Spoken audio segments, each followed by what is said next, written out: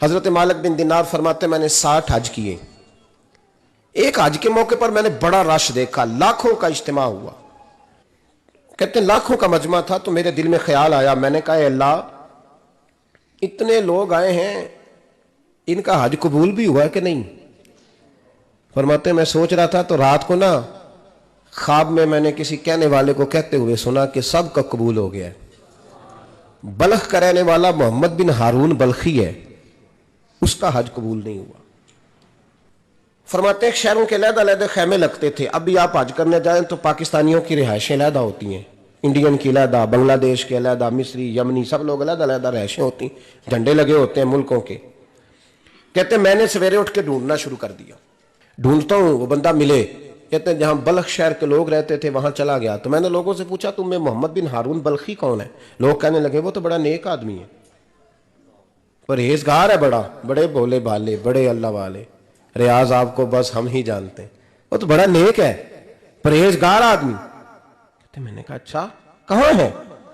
انہوں نے کہا پہاڑ کے پیچھے اس نے خیمہ لگایا ہوا ہے, ساری رات عبادت کرتا ہے, سارا دن روزہ رکھتا ہے, قائم اللیل ہے, صائم الدہر ہے. کیا بات؟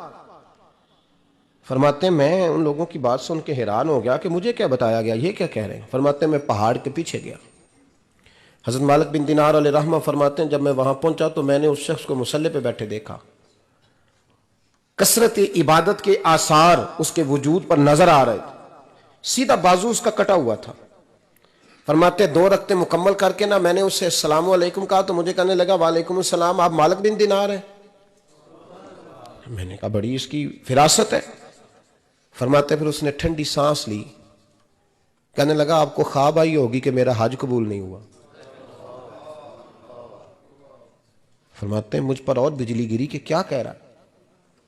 فرماتے ہیں میں نے کہا یار لوگ بھی تیری تعریف کر رہے ہیں اور تیری بصیرت بھی بڑی ہے, تو یہ ماجرا کیا ہے؟ کہنے لگا آپ نہ پوچھیں. یہ کہہ کے اس نے رونا شروع کیا, دیر تک روتا رہا. میں نے کہا نہیں یار تو بتا. کہنے لگا نہیں آپ نہ پوچھیں, آپ ناراض ہوں گے. میں نے کہا میں نہیں ہوتا, تو بولنا.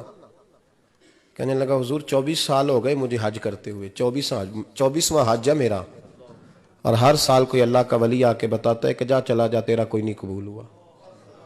بے پروائی ویک سجن دی جتھے کسے دی پیش نہ جاوے, انہیں تاجا والے در در رولے تے منگتیاں تخت بٹھاوے, آزم کسے نو کارا ملدا ہی کوئی کعبے و خالی آوے. کہتے ہیں اس نے مجھے کہا حضور 24واں حج ہے, ہر سال کوئی بتاتا ہے. میں نے کہا تیری غلطی. کہنے لگا میں اپنی ماں کا نافرمان.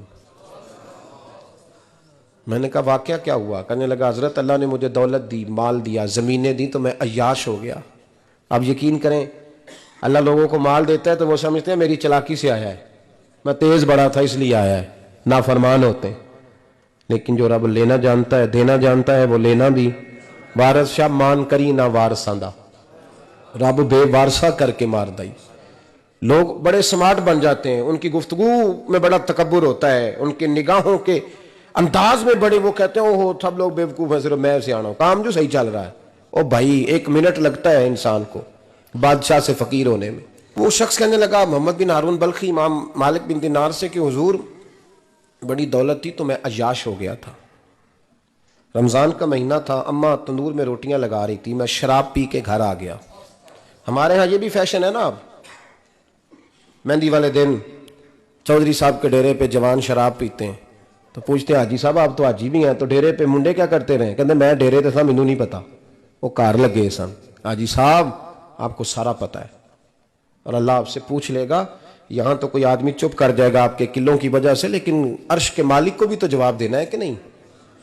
کیا طریقہ ہے دیکھیں نا, کل والے دن محفل اور مہندی والے دن اللہ سے صرف دکھوں کا رشتہ ہے, رسول اللہ سے صرف غموں کا رشتہ ہے. اگر تو نے ڈھول ڈمکا شور شرابہ کیا ہے شادی والے دن تو کل والے دن بھی بجا, تیرا پتہ چلے, جنازے پہ بھی بجا. کیا تماشا ہے؟ مذہب صرف رسم ہے, ضرورت ہے. کوئی مر گیا تو قرآن پاک کھول لو, باقی جو مرضی کرو. کول شریف پہ مولوی صاحب تشریف لائیے گا, ابا جی کے کول ہے, تو میں تو کہتا ہوں بجا نہ بینڈ باجے والا آج بھی, تیرا پتہ چلے کہ یہ دو کام کیسے ہوتے ہیں. تو کس طرح 2 کشتیوں کا سمجھ نہیں آتی بات کی. میں تو جاتا ہی نہیں بینڈ باجے والی شادی پہ, میں کہتا ہوں جن کو مردی پڑھا لو. نے کہا ہم سے نہیں 2 کام ہوتے, اللہ روزی دینے والا ہے. ایک ہی کرتے ہیں، دو رنگی چھوڑ کے یک رنگ ہو جا، سراسر موم ہو جا یا سنگ ہو جا، موج کرو۔ ہم اس چکر میں پڑتے ہی نہیں، ہم وہ راستہ ہی چھوڑ دیتے ہیں جو ہماری طبیعت کے مطابق نہیں ہوتا، بس ختم ہو گئی بات۔ اس لیے غور کریں اور یاد رکھیں اس بات کو۔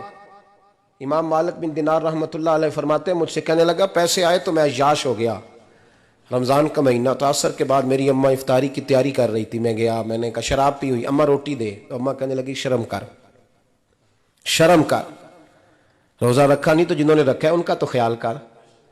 کہتے اماں کی بات کا مجھے غصہ لگا، میں کہا کرتا ہوں بد نصیب ہے وہ بیٹا جس کا باپ اس سے بات کرتے ہوئے ڈرتا ہے کہ پتہ نہیں کہاں سے بولے گا۔ بد نصیب نہیں وہ بیٹا جس کی ماں اس سے بات کرتے ہوئے سہم جاتی ہے کہ پتہ نہیں کون سی بولی بولے گا۔ بد نصیب نہیں کہ ماں باپ بھی جس سے کھول کے بات نہ کر سکے۔ حضرت مالک بن دینار سے کہنے لگا، اماں نے جب کہا نا شرم کر تو مجھے غصہ آیا، میں نے ماں کو تھپڑ مارا اور میری ماں جلتے ہوئے تندور میں گری۔ لوگوں نے مجھے پکڑ کے اندر بند کر دیا کمرے میں، ساری رات میں شور سنتا رہا پر نشے میں دھوت رہا۔ سویرے آنکھ کھلی تو میری بیوی بیگ باندھ رہی تھی، میں نے کہا کہاں جا رہی ہو؟ کہنے لگی جو ماں کا نہیں بنا میرا کیسے بنے گا؟ وہ میں نے کہا میری اماں کا، وہ تو لوگوں نے رات کو ہی دفن کر دی جنازہ پڑھ کے۔ تڑپ کے کہنے لگا مجھے کیوں نہیں بتایا؟ تو کہتے ہیں لوگ کہنے لگے تیری مرتی ہوئی ماں کہہ گئی تھی اسے میرا منہ نہ دیکھنے دینا، میرے جنازے کے قریب نہ آئے۔ حضرت مالک بن دینار فرماتے ہیں جب اس نے یہ بات سنائی تو میں نے بھی اس کے منہ پہ تھپڑ مارا۔ میں نے کہا تو اسی قابل ہے؟ کہتے ہیں وہ رونے لگا، حضور دعا کرے اللہ مجھ سے راضی ہو جائے۔ کہنے لگا جب ماں کی انتقال کی خبر ملی تو میں نے کلاڑی لے کے وہ ہاتھ کاٹ دیا جس سے ماں کو مارا تھا، میں نے ساری جائیدادیں خیرات کر دیں۔ 24 سال ہو گئے، 24 سال ساری رات نماز پڑھتا ہوں، روزہ رکھتا ہوں، حج کرتا ہوں، پر ہر سال کوئی آ کے کہتا ہے جا دوڑ جا تیرا کوئی نہیں قبول ہوا۔ حضور دعا کرے مالک راضی ہو جائے۔ فرماتے میں تھپڑ مار کے آ گیا، میں نے کہا تجھ سے راضی ہو جائے اتنے ظالم سے؟ امام مالک فرماتے ہیں رات کو آ کے سویا تو مجھے خواب میں رسول پاک کا دیدار ہوا، تو نبی پاک علیہ السلام نے فرمایا مالک تو اسے مایوس کیوں کر آیا ہے؟ اللہ تو بڑا مہربان ہے۔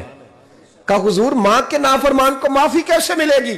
تو امام مالک فرمانے لگے نبی کریم نے فرمایا جا اسے جا کے بتا دے تجھے قیامت میں تیری ماں کی وجہ سے بخش دیا جائے گا۔ کہا حضور اماں کی وجہ سے کس طرح؟ تو محبوب فرمانے لگے اس کی ماں قیامت میں اس کے خلاف مقدمہ دائر کرے گی رب کریم کی عدالت میں، اے اللہ میں نے 9 ماہ پیٹ میں رکھا، درد سہ کے اسے جنا، جگر کا خون پلا کے پالا اور اسی نے مجھے قتل کیا۔ رب کریم اس کی ماں کا مقدمہ سن کے کہے گا اٹھاؤ اس کو دوزخ میں پھینکو، اس نے ماں جلائی تھی اسے بھی جلاؤ۔ محبوب فرمانے لگے جب پکڑ کر کے مالک اس کو محمد بن ہارون کو لوگ لے جائیں گے نا جہنم کی طرف، ابھی فرشتے گھسیٹیں گے ہی تو پلٹ کے پھر اماں کی طرف دیکھے گا، اور دوسری دفعہ پھر گھسیٹیں گے تو پلٹ کے دیکھے گا، اور تیسری دفعہ پھر پلٹ کے کہے گا اماں یہ مجھے جلانے لگے، اماں یہ جہنم میں پھینکنے لگے۔ میرے حبیب فرمانے لگے وہ جل کے مرنے والی ماں وہاں بھی بول پڑے گی، کہے گی یا اللہ چل میں نے معاف کیا تو بھی معاف کر دے، اے اللہ میں نے معاف کیا تو بھی معاف کر دے، اللہ تو معاف کر دے اسے، اللہ تو اس سے درگزر فرما، اسے معاف کر دے۔ میرے محبوب پاک علیہ السلام فرماتے رب کریم کہے گا اس نے تجھے جلایا، تو کہے گی اللہ یہ تو بیٹا تھا اس نے جلا دیا، میں ماں ہوں، میرے سامنے جلے تو میں کیسے برداشت کر سکتی؟ فرمایا اس نے جلا کے مارا تھا پر اسی ماں کی وجہ سے رب کریم اسے جنت عطا فرمائے گا۔